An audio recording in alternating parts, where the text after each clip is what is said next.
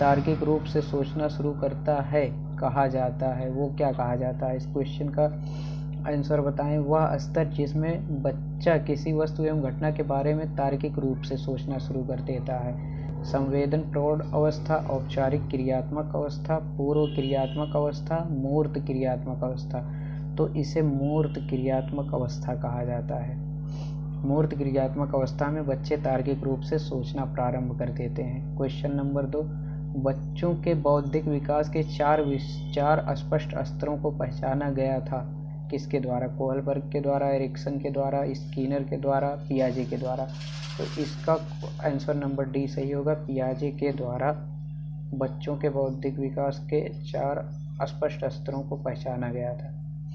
Question number 3, अल्पवयस्क बच्चों के अधिगम प्रक्रम में अभिभावकों की भूमिका होनी चाहिए। अल्पवयस्क बच्चों के अधिगम प्रक्रम में अभिभावकों की भूमिका कैसी होनी चाहिए? निषेधात्मक, अग्र सक्रिय, संवेदनात्मक, उदासीन।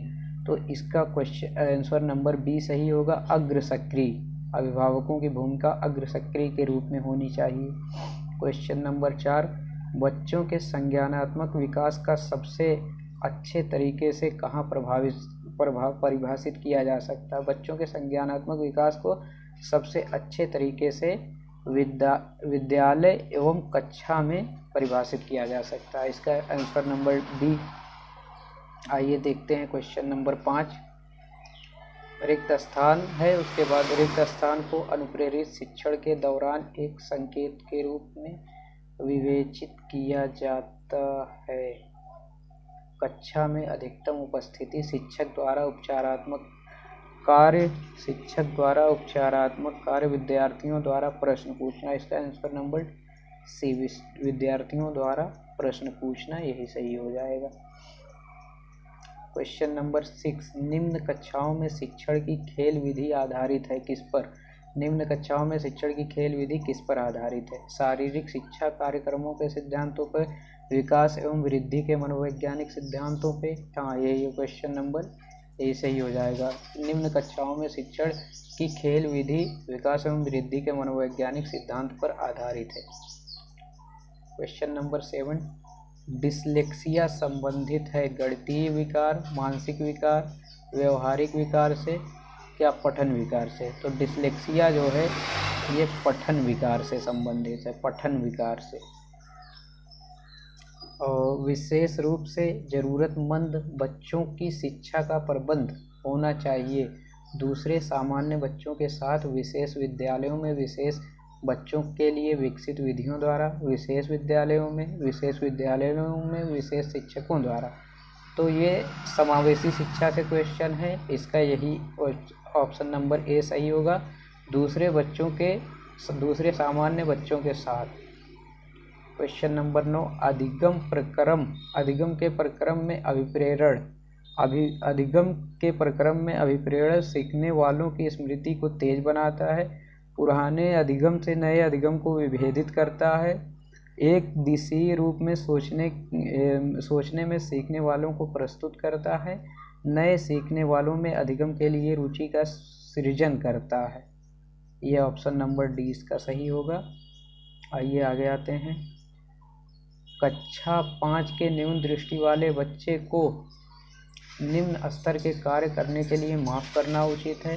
उसके दैनिक कार्य में उसके माता पिता तथा मित्रों की सहायता करनी चाहिए, कक्षा में सामान्य रूप से बर्ताव करना चाहिए एवं ऑडियो सीडी के जरिए सहायता प्रदान करनी चाहिए। यह इसका ऑप्शन नंबर सी सही होगा। कक्षा में सामान्य बच्चों के साथ बर्ताव करना चाहिए एवं ऑडियो सीडी के जरिए सहायता प्रदान करनी चाहिए। क्वेश्चन नंबर 11 देखते हैं। कक्षा में विद्यार्थियों की रुचि बनाए रखने के लिए एक शिक्षक को उचित है। कक्षा में विद्यार्थियों की रुचि बनाए रखने के लिए एक शिक्षक के लिए सबसे उचित क्या है? और इसका देखेंगे, श्यामपट्ट का प्रयोग करना, चर्चा करना, कहानी कहना, प्रश्न पूछना। इसका ऑप्शन नंबर डी प्रश्न पूछना सबसे ज़्यादा उचित है। और ये क्वेश्चन नंबर 12 पे, विद्यार्थियों को विद्यालय में खेलना क्यों उचित है? विद्यार्थियों को विद्यालय में खेलना क्यों उचित है? ये उन्हें शारीरिक रूप से सशक्त बनाएगा, ये शिक्षकों के लिए काम आसान करेगा, इस समय बिताने में सहायक होगा। यह सहयोग एवं शारीरिक संतुलन का विकास करेगा। यह ऑप्शन नंबर डी सही होगा, क्योंकि निम्न कक्षाओं में जो है शिक्षा की पद्धति जो है आधारित है विकास एवं वृद्धि के मनोवैज्ञानिक सिद्धांतों के आधार पे, तो इसका वही क्वेश्चन रिपीट हुआ है। परिवार एक साधन है, परिवार कैसा साधन है? अनौपचारिक शिक्षा का, गैर औपचारिक शिक्षा का, औपचारिक शिक्षा का। इसका ऑप्शन नंबर ए सही होगा, अनौपचारिक शिक्षा का साधन है परिवार। इसका तो पहले से लगा है। एक शिक्षक विद्यार्थियों में सामाजिक मूल्यों को विकसित कर सकता है, इसका यही आदर्श के रूप में बर्ताव करके। क्वेश्चन नंबर 15, एक शिक्षक के लिए सबसे महत्वपूर्ण क्या है? कक्षा में अनुशासन बनाए रखना, कक्षा में समयानुवर्ती होना, विद्यार्थियों की कठिनाई को दूर करना, एक सुवक्ता होना। तो इसका यही सही होगा कि विद्यार्थियों की कठिनाइयों का पता लगाएं और उसे दूर करें। इस तरह से कहाँ उन्हें कठिनाई आ रही है। क्वेश्चन नंबर 16, श्यामपट्ट को शिक्षण साधन सामग्री के किस समूह में अंतर्मुक्त किया जा सकता है? श्यामपट्ट को शिक्षण साधन सामग्री के किस समूह में अंतर्मुक्त किया जा सकता है? ऑप्शन है श्रव्य साधन, दृश्य साधन और दृश्य श्रव्य साधन, इनमें से कोई नहीं। तो इसे दृश्य साधन के रूप में अंतर्मुक्त किया, दृश्य, सिर्फ यही, option number B. Question number 17 देखेंगे, निम्न में से कौन शिक्षण कुशलता से संबंधित है? श्यामपट्ट पर लिखना, प्रश्नों को हल करना, प्रश्न पूछना, इनमें से सभी। तो इसका ऑप्शन नंबर डी सही हो जाएगा, इनमें से सभी। ये सभी शिक्षण कुशलता से संबंधित हैं। ऑप्शन क्वेश्चन नंबर 18, कक्षा में जो विद्यार्थी प्रश्न पूछते हैं उन्हें कक्षा के बाद शिक्षक से मिलने की सलाह दी जाए, एकदम गलत है। कक्षा चर्चा में भाग लेने के लिए प्रोत्साहित किया जाना चाहिए, लगातार प्रश्न पूछने के लिए। ये ऑप्शन इसका ये सही, लगातार प्रश्न पूछने के लिए प्रोत्साहित किया करना चाहिए। आइए क्वेश्चन नंबर 19 अब देखते हैं। शिक्षा की किंडरगार्टन पद्धति का प्रतिपादन किसने किया? शिक्षा की किंडरगार्टन पद्धति का प्रतिपादन फ्रॉबेल महोदय ने किया। इसका ऑप्शन नंबर सी सही हो जाएगा। आइए 20 देखते हैं। एक अभिभावक आपसे विद्यालय में मिलने के लिए कभी नहीं आता। एक अभिभावक आपसे विद्यालय में मिलने के लिए कभी नहीं आता, तो आप क्या करेंगे? बच्चों की उपेक्षा करेंगे, अभिभावक को लिखेंगे, आप स्वयं उनसे मिलने जाएंगे, बच्चों को दंड देना शुरू कर देंगे, तो आप स्वयं उनसे मिलने जाएंगे। Option number C is the correct. Question number 21 देखो, आप एक अति सक्रिय बालक को कैसे सही दिशा में लाएंगे? आप एक अति सक्रिय बालक को सही दिशा में कैसे लाएंगे? उसे पहली पंक्ति में बैठाएंगे तथा उस पर कड़ी नज़र रखेंगे, गलत है। उसे कक्षा के कोने में बैठने की जगह निर्धारित करेंगे, उसे श्यामपट्ट आदि साफ करने का काम देंगे। ऑप्शन नंबर सी इसका सही रहेगा। क्वेश्चन नंबर 22 देखो, पृथक पृथक समजातीय समूहों के व्यक्तियों के प्रति बच्चों की अभिवृत्ति साधारणतया आधारित होती है। उनके अभिभावकों की चित्रवृत्ति, उनमें समकक्षियों की अभिवृत्ति, दूरदर्शन के प्रभाव पर, उनके सहोदरों की अभिवृत्ति पर। तो ये उनके अभिभावकों की चित्रवृत्ति पर।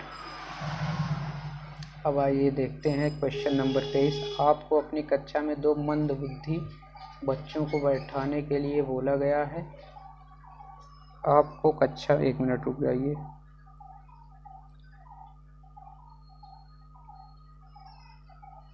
आपको अपनी कक्षा में 2 मंदबुद्धि बच्चों को बैठाने के लिए बोला गया है। आप उन्हें अपने विद्यार्थी के रूप में ग्रहण करने से इनकार करेंगे, गलत है। प्रधानाध्यापक को उन्हें किसी और कक्षा के जो मंदबुद्धि बालकों के लिए विशेष रूप से चिन्हित है उसमें जाने के लिए कहेंगे। ऐसे विद्यार्थियों को सिखाने की तकनीक सीखेंगे। यह ऑप्शन नंबर सी इसका करेक्ट आंसर है। आइए 24 नंबर देखते हैं।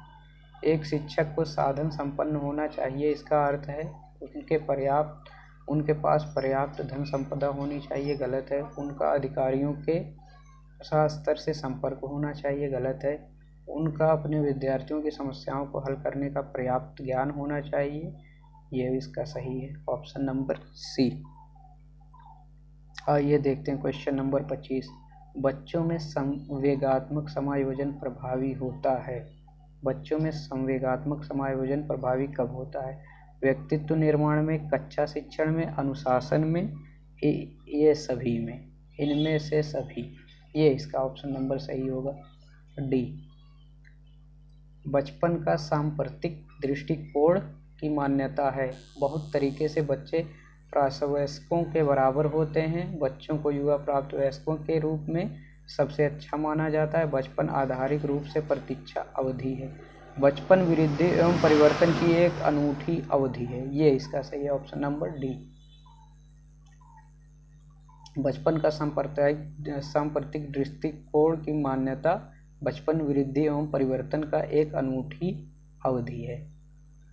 Question number 27। एक प्रमाणीकृत पठन परीक्षण लेने के लिए 5वीं कक्षा को प्रस्तुत करने में शिक्षक को अधिकाधिक परामर्श दिया जाता है कि बच्चों को बोलने का परीक्षण बहुत महत्वपूर्ण है तथा वह उसमें सबसे अच्छा प्रदर्शन करेगा। पूर्ववर्ती परीक्षा से प्रधान प्रश्नों को चिन्हित करना एवं छात्रों को उन्हें उत्तर देने की अनुमति देना।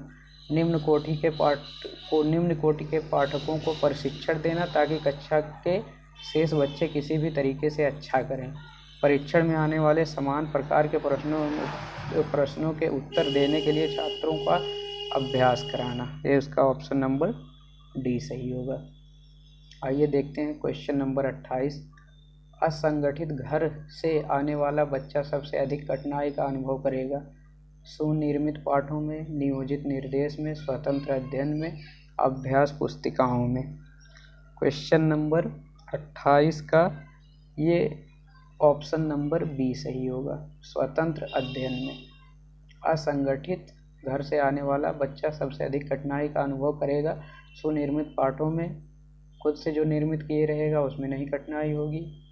नियोजित निर्देश में, स्वतंत्र अध्ययन में उसे कठिनाई का अनुभव होगा। आइए क्वेश्चन नंबर 29 देखते हैं। आप देखते हैं कि एक छात्र बुद्धिमान है, आप उसके साथ संतुष्ट रहेंगे, आप उसे अतिरिक्त गृह कार्य नहीं देंगे। वह जैसे अधिक प्रगति कर सके उसी तरह से उसे अनुप्रेरित करेंगे। उसके अभिभावकों को सूचित करेंगे कि वो बुद्धिमान है, इसका ऑप्शन नंबर सी सही होगा। वो जैसे अधिक प्रगति कर सके उस तरह से उसे अनुप्रेरित करेंगे, उसे प्रेरित करेंगे। आइए आखिरी क्वेश्चन देखते हैं। यदि कुछ विद्यार्थी कक्षा में अध्ययन की चित्तवृत्ति में नहीं हैं तो आप उन्हें अध्ययन के लिए बाध्य करेंगे। उन्हें उन विद्यार्थियों को कक्षा छोड़ने के लिए कहेंगे। उन्हें चेतावनी देंगे कि वे अवश्य अध्ययन करें, नहीं तो आप प्रधानाध्यापक को सूचित कर देंगे। उन्हें उनकी रुचि अथवा आप अपने विषय के अनुसार रुचिपूर्ण चीज़ें बताएंगे, इसका ऑप्शन नंबर डी सही होगा।